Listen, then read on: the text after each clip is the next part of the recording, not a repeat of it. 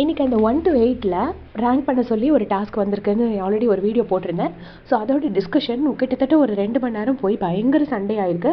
ஏன்னா அதில் நல்லவங்களாக இருக்கிறவங்க, தன்னை நல்லவங்களாக காட்டிக்கிறவங்க, இப்படி பல ஆங்கிளில் அவங்க கொடுத்துருக்காங்க. எந்த பிரச்சனைக்கு போகாதவங்க, பிரச்சனை வந்தால் அப்படி அமைதியாக இருக்கிறவங்கன்னு. ஸோ அதை வந்துட்டு சொல்லும் போது ஒருத்தர் அதை நல்லதாக எடுத்துக்கிறாங்க, ஒருத்தர் அதை கெட்டதாக எடுத்துக்கிறாங்க. அன்ஷிதாவை ரேங்க் பண்ணது அன்ஷிதாவுக்கு கோவம் வந்துருச்சு. அப்போ நான் நல்ல மாதிரி காட்டிக்கிறேனா அப்படிங்கிற மாதிரி செம்மையாக கோவம் வந்துருச்சு.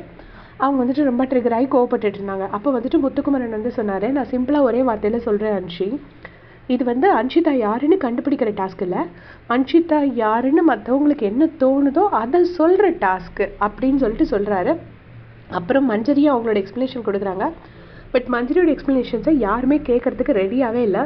ஸோ ஃபஸ்ட் ரேங்கில் யார் வந்திருக்காங்கன்னா ரஞ்சித், செகண்ட் பிளேஸில் அன்ஷிதா, தேர்ட் பிளேஸில் சத்யா, ஃபோர்த் பிளேஸில் ஆர்ஜி ஆனந்தி, ஃபிஃப்த் பிளேஸில் விஜய் விஷால், 6th பிளேஸில் பவித்ரா, 7th பிளேஸில் ரயான், 8th பிளேஸில் ஜெஃப்ரி. கிட்டத்தட்ட ஒரு 4th ரேங்கில் இருந்தே முத்து வந்து ரயானுக்கு தான் ஓட் பண்ணிகிட்டே இருந்தார். அப்புறம் சாச்சனா வந்துட்டு விஜய் விஷாலுக்கே ஓட் பண்ணிட்டு இருந்தாங்க, அவங்க முத்து பேரை சொல்லலை. அண்ட் லாஸ்ட் ரேங்க்குக்கு ரயான் மட்டும்தான் ஒரே ஒரு இடத்துல முத்து பேரை சொன்னார். ஏன்னா முத்து வந்து என்னதான் பிரச்சனைக்கு காரணமாக இருந்தால் கூட அவர்கிட்ட போய் பேசும்போது அவர் என்கிட்ட எப்பயுமே ரொம்ப அன்பாக தான் பேசியிருக்காரு அப்படின்னு சொல்லிட்டு சொல்கிறாங்க. அண்ட் ஆல்சோ முதல்ல டிஸ்கஷன் பண்ணும்போதுமே முத்துவோட பாயிண்ட்ஸ் சொன்னோடனே சௌந்தர்யா செம்மையாக இரிட்டேட் ஆகிட்டு, அதை தானே ஆல்ரெடி ஆர்ஜி ஆனதையும் சொன்னாங்க, நீங்கள் எதுக்கு அதை திரும்ப புதுசாக சொல்கிறீங்க அப்படின்னு. எல்லாரும் அவங்கவுங்க ஒப்பீனியன் சொல்கிறாங்க. ஸோ 2 ஒப்பீனியன் மேட்ச் ஆகலாம், அதுக்காக முத்து அவரோட ஒப்பீனியன் வைக்கக்கூடாதுன்னு சொல்கிறது என்ன விதத்தில் நியாயம் தெரியல. நான் இப்போ ஒரு பேட்டர்னாகவே பார்க்குறேன். எந்த ஒரு இதுலேயும் முத்து பேச்சால் மயக்கிறாருன்னு சொல்லிட்டு முத்து எந்த இடத்துலையும் பேச விடுறதே கிடையாது. கடைசி வந்துட்டு அன்ஷிதா வந்து ஒரு ரவுண்டுக்கும் மஞ்சரியை வந்து ரொம்ப சர்க்காஸ்டிக்காக சொல்லி நாமினேட் பண்ணிகிட்டே இருந்தாங்க. ரொம்ப அன்பாக இருக்கிறதுனால மஞ்சரின்னு சொல்லிட்டு ஒரு காமெடியாகவே சொல்லிட்டு இருந்தாங்க.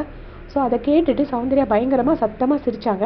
அப்போ மஞ்சரி சொல்லுவாங்க, இவ்வளோ சர்க்காஸ்டிக்காக சிரிக்கிறீங்கல்ல, நான் சிரித்தா மட்டும் யாரும் இந்த சர்க்காசம் பண்ணக்கூடாது அப்படி இப்படின்னு என்கிட்ட சொல்கிறீங்க, ஆனால் நீங்கள் பண்ணால் மட்டும் தப்பு கிடையாதா? அப்போ இனிமேல் நீங்கள் பண்ணிக்கோங்க, நீங்கள் சிரிச்சுக்கோங்க, ஆனால் இனிமேல் நீங்கள் பண்ணும்போது எனக்கு எங்கே சர்க்காசம் வருதோ அந்த இடத்துல நானும் சிரிப்பேன், நீங்கள் அதை ஈஸியாக எடுத்துக்கணும் அப்படின்னு சொல்லிட்டு மஞ்சரி ரொம்ப கோவமாக சொல்கிறாங்க. சொன்ன உடனே ஜெஃப்ரி வந்துட்டு சௌந்தர்யா போட்டு பொலந்து எடுத்துட்டாரு. என்ன சொல்கிறாருன்னா, சௌந்தர்யா நீங்கள் எதுக்கு இப்படி சத்தமாக சிரிக்கிறீங்க, இப்படி வானத்தை பொலந்துட்டு சிரிக்கிறது, வீடை ரெண்டாக்கிட்டு சிரிக்கிறது, ஸோ இதே மாதிரி அடுத்து உங்களை பற்றி ஒருத்தர் சொல்லும் போது மஞ்சரி எந்திரிச்சு ஓடிட்டே சிரிச்சுட்டே ஓடுவாங்க, உங்களுக்கு ஓகேவா?